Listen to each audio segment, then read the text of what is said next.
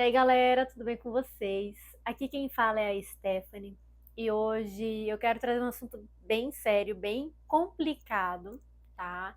Que é sobre resolução de traumas, principalmente traumas relacionados à sexualidade, porque geralmente esses traumas são dos que mais chegam para eu constelar e eles têm uma profundidade que, nesse contexto superficial que se vive, muitas vezes as pessoas não conseguem encontrar a solução para aquele trauma, para aquela questão e para tudo aquilo que é desencadeado a partir de uma dor que não foi resolvida, tá? Então, eu quero abordar um pouco desse assunto.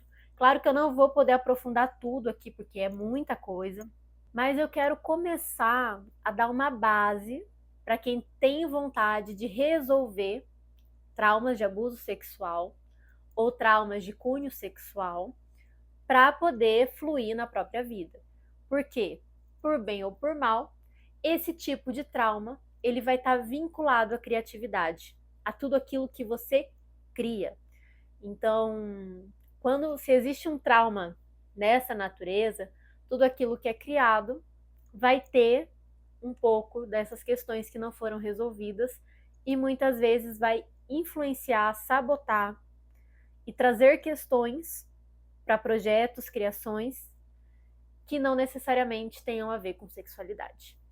Só para vocês terem uma ideia do quão profundo pode ser um trauma e de como ele influencia em áreas que não são tão perceptíveis, uma vez uma pessoa chegou para constelar comigo. Para quem não sabe, gente, eu sou formada em medicina veterinária, foi minha primeira graduação.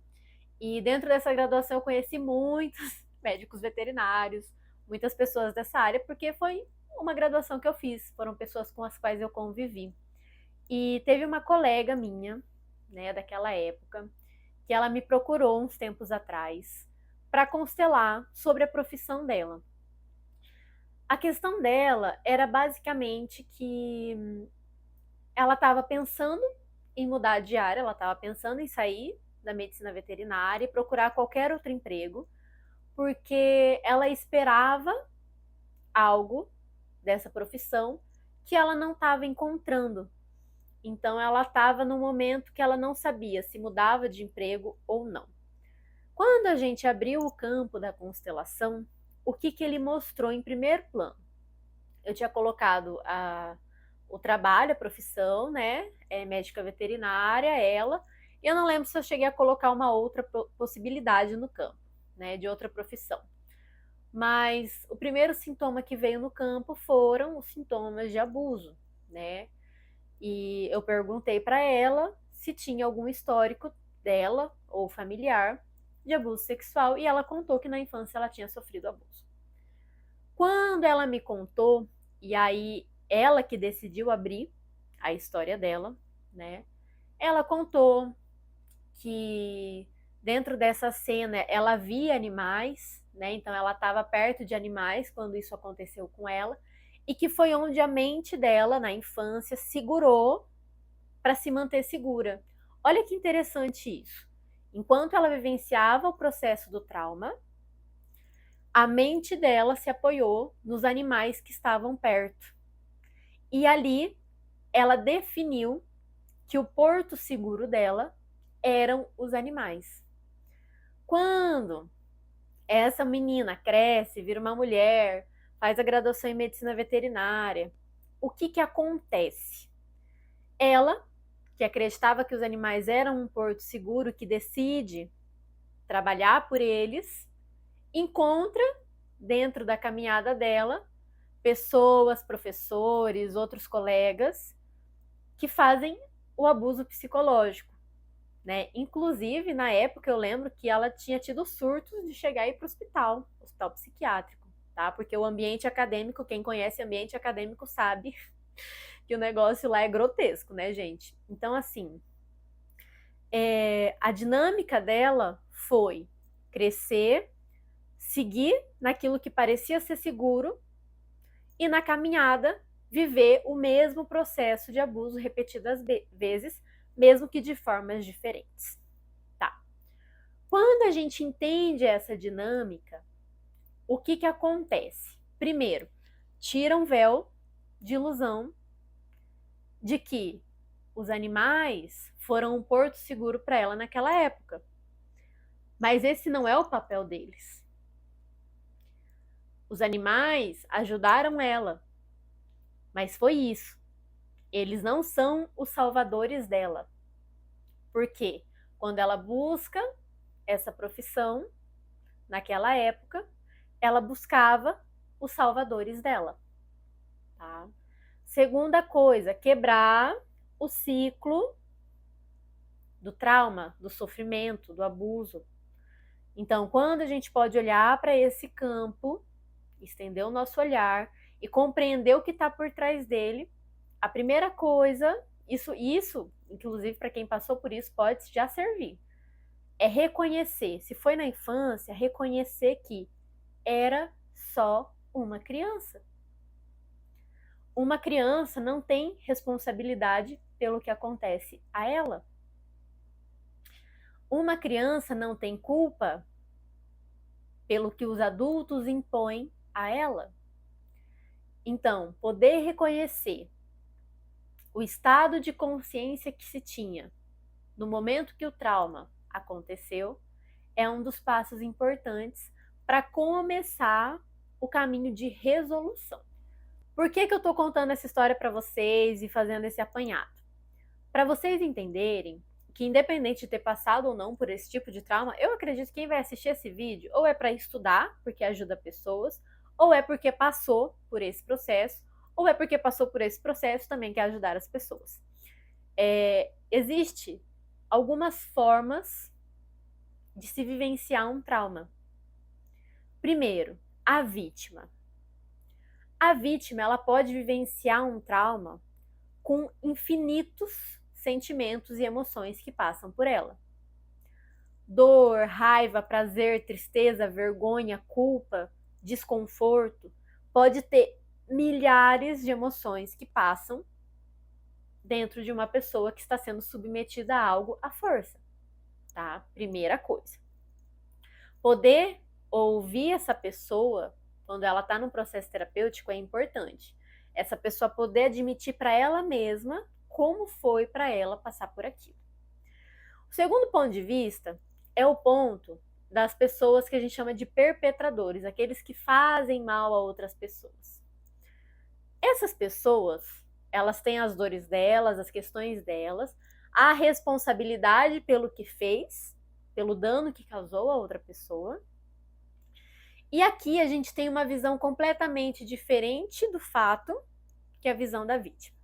Só que geralmente ninguém considera, quem está de fora dessa cena não se considera nem a vítima, nem os perpetradores. E aí a gente entra no terceiro elemento, que é o elemento mais catastrófico da história. E eu falo aqui com certeza e convicção do que eu estou falando. Quando tem um trauma, quando tem um evento traumático, aquelas pessoas daquele evento dentro de si, elas vão precisar buscar as respostas para a resolução daquilo, internamente.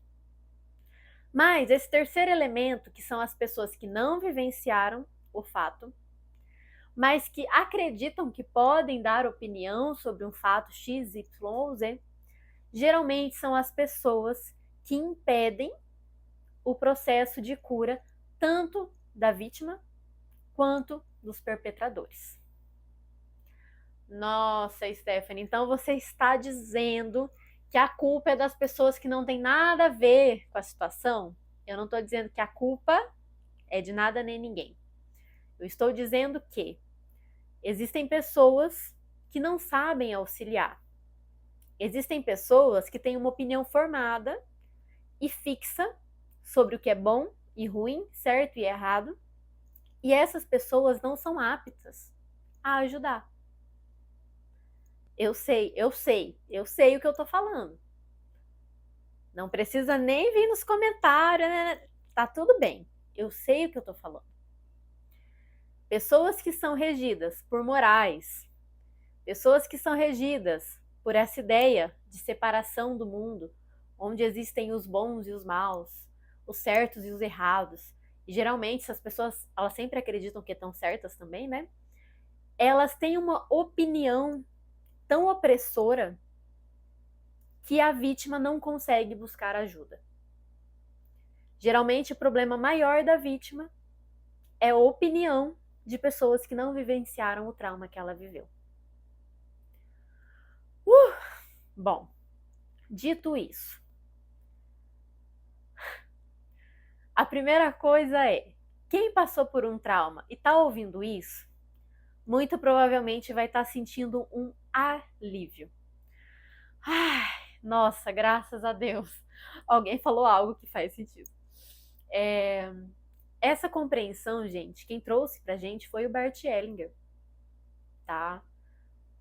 Porque o trauma, a situação que foi vivida, ela tem muitas profundidades que não são vistas por quem está de fora. E isso é importante ser compreendido. Que nem sempre um primeiro olhar ou uma opinião são verdadeiros. São a totalidade de um fato. Inclusive, opinião nunca vai ser a verdade. Opinião é sempre um ponto de vista, nunca a verdade completa. Por isso que, para muitos trabalhos terapêuticos, principalmente, a opinião não vale nada. Porque se não está alinhado com a verdade, com o fato, com o que realmente acontece, tanto na situação quanto no interior das pessoas que estão buscando ajuda, opinião por opinião, gente, não serve de nada. Não movimenta uma palha, tá?